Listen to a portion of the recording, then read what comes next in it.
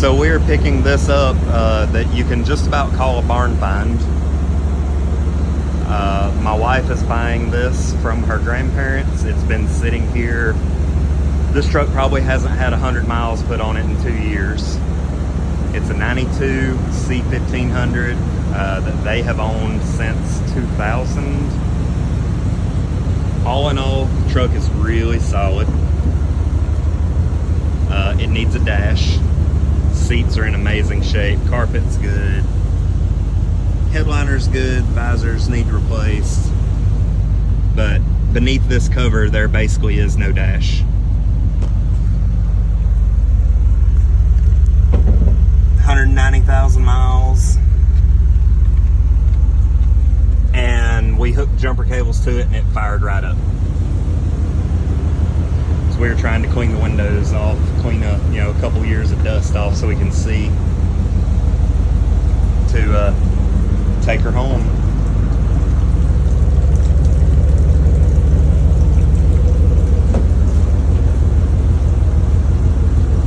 Said she has some plans, we have some plans for it. I think it's going to be a pretty good truck.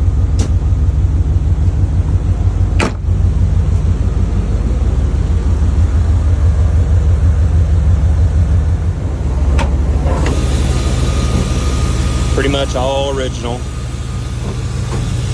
Still has the light. Does she work? Oh, it works. Yeah.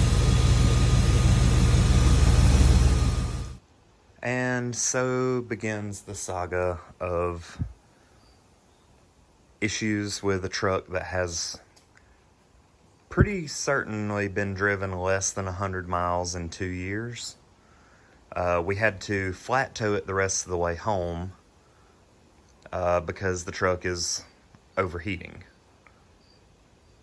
So let's see. We had issues yesterday after it overheated. We shut it off, flat towed it home. And when we got here and looked, the upper hose was collapsed and the lower hose was also collapsed, which can be signs of a dirty, clogged up cooling system or a bad radiator cap or a number of other things according to people I've talked to or stuff I've read. So I got a couple of new hoses and a new thermostat and a new radiator cap. But I think I've got to do a flush before I install any new parts. Because it's pretty rough.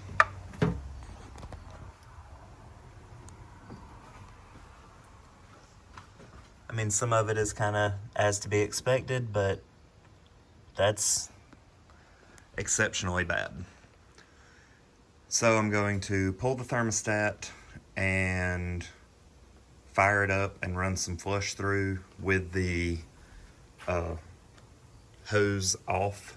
I'm going to put the hose back on here and just kind of dump it into nowhere and stick the water hose in right here.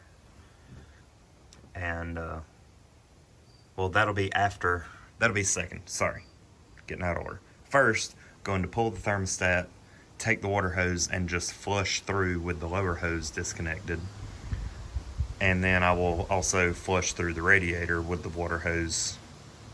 Then I will put the lower hose back on, hook the upper hose to the water outlet, stick the water hose in here, and flush it with it running. And then go from there and decide if we're going to have to put a radiator in it, which is a possibility. But at the moment, just going to try and clean out what we've got, work with the hoses and thermostat that I have on hand. Anyway, wish me luck. Thermostat out, thermostat housing bolted back down. But look at, if I can get it to focus, look at all that.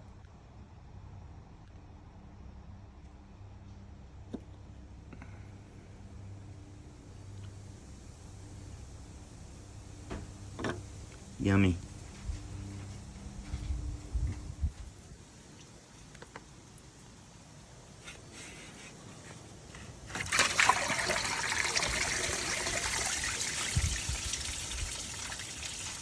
Hopefully most of that goes in the bucket.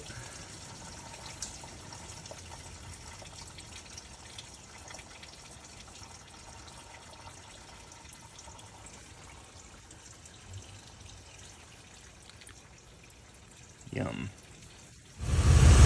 Alright, this one is for the boys.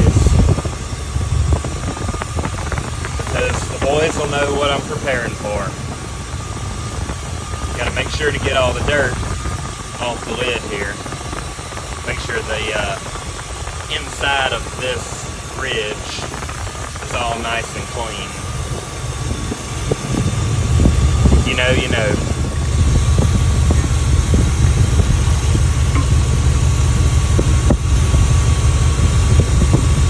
No.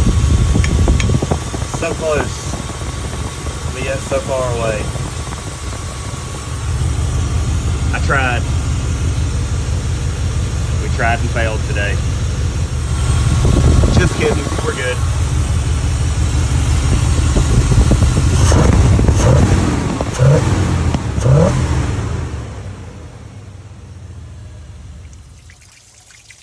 Trying to make sure I've got the block cleaned out on our 92 C1500. Got it parked nose downhill so that hopefully we get everything out of the block. Had the water hose in there, and I've done this a couple times now. Plug that where it's leaking out with my hand until we start getting water out of the top, meaning that the complete engine and intake and everything are full. Running clean water out there. Move my hand and watch. We're getting clean water out here. So now, I'm about to take this old, presumably nasty and plugged up radiator, and I've been running flush through it, but it's still, I believe that probably like the bottom third or bottom half of it is stopped up. But we have a new radiator here for it, so I'm just going to put that in. New hoses, new radiator. Water pump appears to be good. Going to try just replacing pretty much everything but the water pump at this point. And then if it still has any issues or if we need to replace the water pump, then I will. But this one has been replaced, doesn't have a lot of miles on it. Anyway, I'll quit rambling and get back to it. Gotta love working on stuff that's been sitting and not mistreated, but not necessarily taken care of like it should have been. I got to looking as I was taking the heater core line off the radiator, thought, oh yeah, I need to go ahead and flush through the heater core. So I started flushing through the hose here. Then I was like, well, let me pull the hose off the heater core there where I can see that it's flushing through instead of pushing it back into the intake and all that.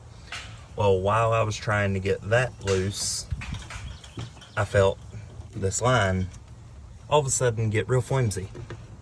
If you know these trucks, you know these stupid quick connects. And thanks to all the corrosion, we have snapped it off just by wiggling the hose. It snapped off an intake, so yay.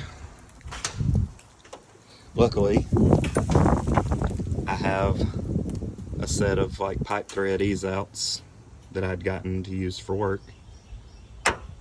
So now to get that, clean it, make another part store run to get that new hose and quick connect, because every time I've ever seen one corroded, the hose will never seal up right with the new fitting.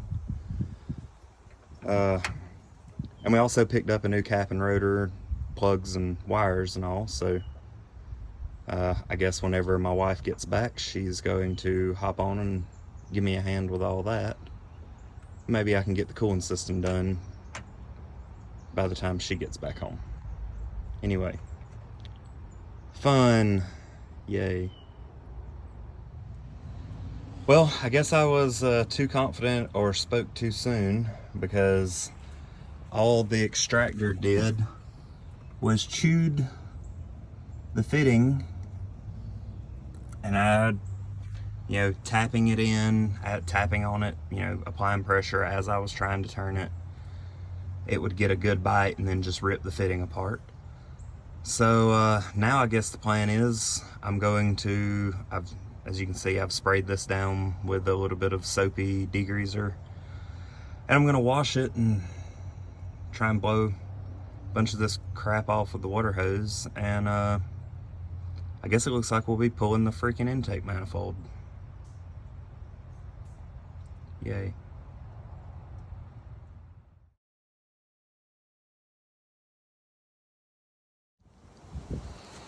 I am currently kind of degreasing and brushing, cleaning this intake up so that I can clean it, paint it, and get it ready to go on the truck, because this is the port that is basically destroyed now because of that broken off heater fitting that is seized in so bad that the extractor tools were just chewing the fitting apart, down to the point that I think it got into the threads.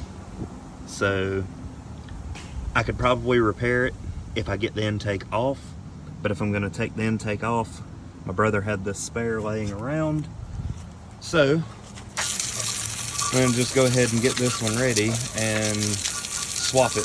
That way I can take it apart and put it back together, in a couple hours instead of a day or two. Alright, got our intake cleaned up as best I could. I didn't, sandblast it or get like super in depth with trying to clean it, because you can't see most of the intake on these trucks, because the air cleaner comes to here, you got your thermostat housing and a hose.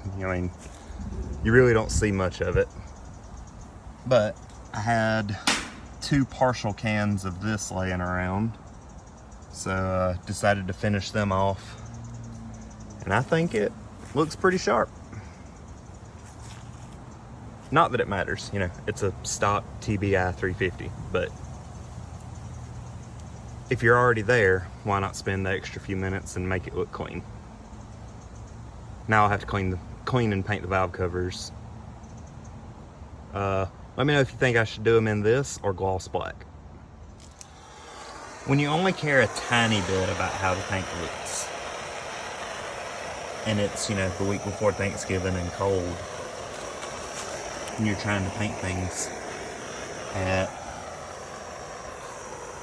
no, come on,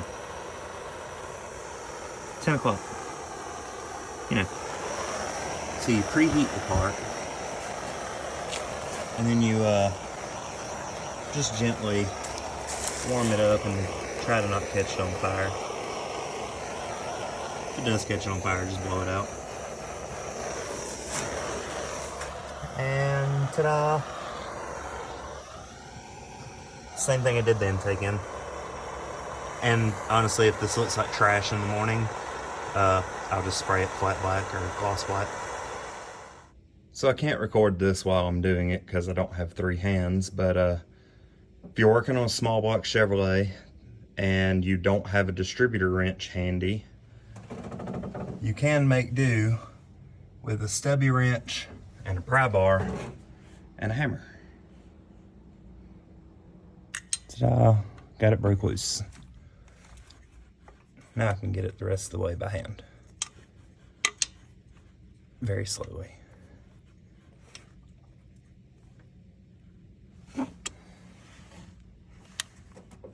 Alright, got her all stripped down, got all the bolts out. Let's see if, hot dang. Really wasn't expecting it to pop loose that easy.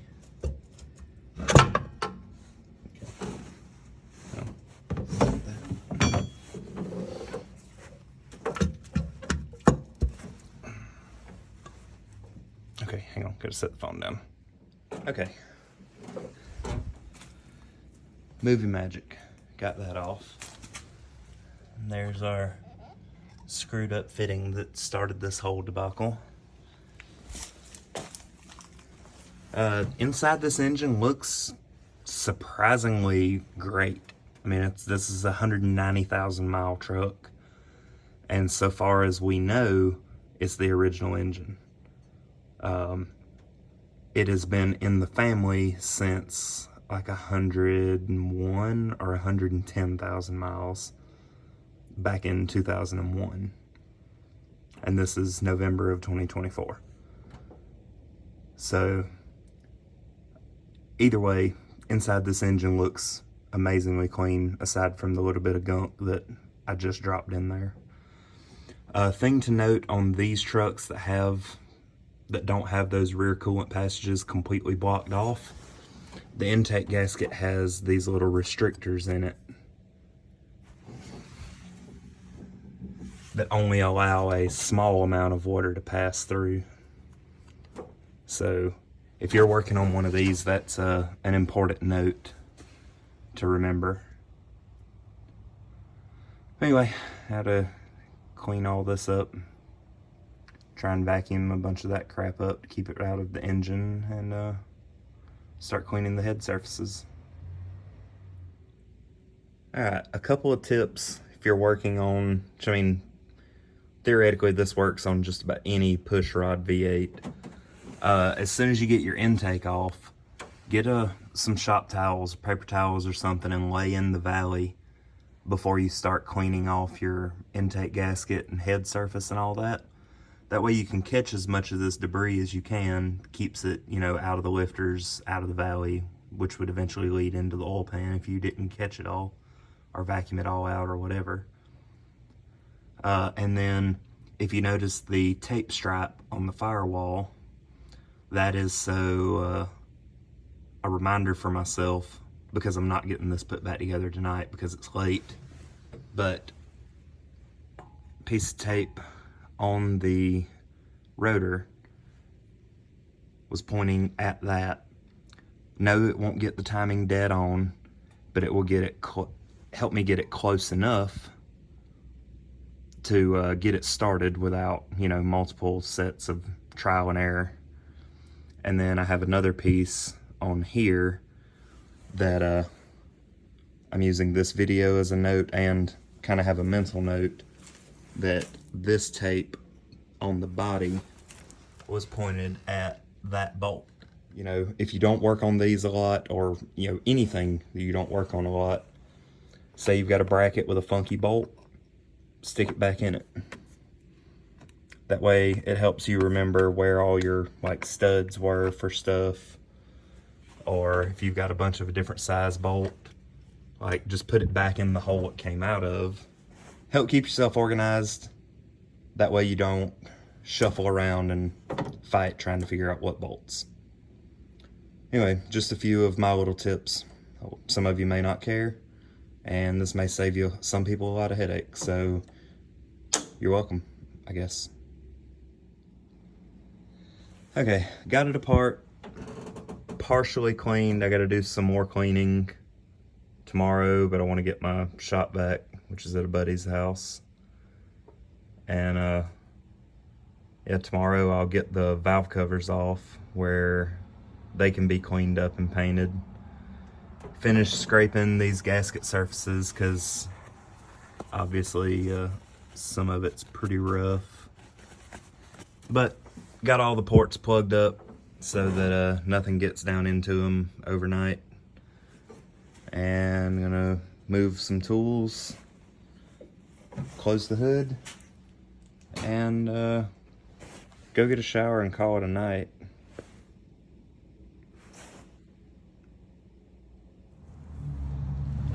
Okay, got it cleaned up, and we're going back together. Woohoo. Well, I forgot to start recording before, but see the distributor there? The rotor was seized on there so tight I had to use the pry bars to get this off, and it actually broke the rotor. But look at how worn that is. Yeah, get refocus.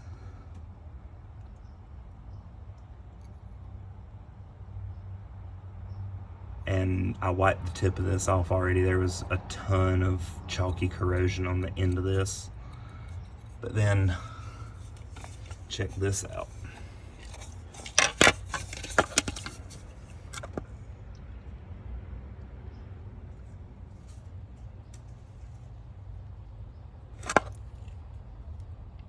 So this thing should run much better once I get it back together with some new parts.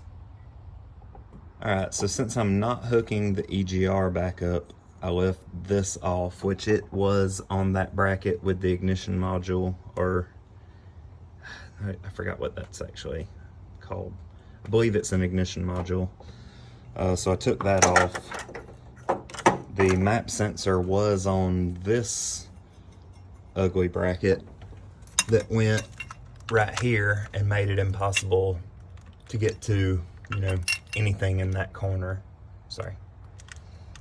It went something like that with the map sensor here, obviously where that vacuum line's pointing. So we're just completely doing away with this bracket and that solenoid. And I moved the map sensor over to this other bracket to help clean it up a little bit and create a little bit of room back there. Nothing major, but it's the small things. Alright, got some shiny black on our valve covers. And just like the Lifter Valley, this engine is surprisingly clean to be 190,000 miles. Now to fight all this crap that's in the way and try and get these valve covers on. Then I'll start doing plugs and plug wires and, well, actually no. I gotta get the valve covers on, and I gotta put the heater core back in so that I can close the cab up. Then I can put my hoses on and plugs, wires, and button up everything under here. Anyway, back to it. Got my jet heater going, putting some warmth in the cab because I had to epoxy that screw hole back on because it broke off when I was taking the old heater core out. And that is where this little clip goes into, and that's what holds the heater core from just laying down in the panel there. So, yeah. I guess tomorrow, after that has had time to cure, I'll button all this back up. Valve covers on, PCV on, got a vacuum cap for that port we're not using anymore. About all that's left at this point is to do the plugs and plug wires, and then pop the radiator out and put the new one in. I was just waiting on that because transmission lines, didn't want to leave them open to leak and make a mess. So I guess I'll get started on the plugs and wires now, since heater core, so that I can hook all the cooling system up, is going to be tomorrow. Out here again late at night. Got my heater over there blowing in my Milwaukee light. Yesterday I had to epoxy that tab where that screw goes because it broke off. That's why I didn't get this done yesterday. But now that it's had well over 24 hours to cure, put this together and get the rest of this put back. And well, I'll have to carry the light around with me, so get the rest of it in a minute. Got the truck put back together last night, everything done, cooling system filled, and no spray pulse from the injectors. So sprayed some brake clean down the throttle body, tried to crank, no cough, no nothing. So now she has a new distributor because this one's pretty rough, pretty terrible, and I'm afraid I may have broken or damaged the pickup coil when I was trying to pry to get the rotor that was seized onto the shaft off. So let me finish putting it back together, put the cap and plug wires back on it, and see if it'll fire up now.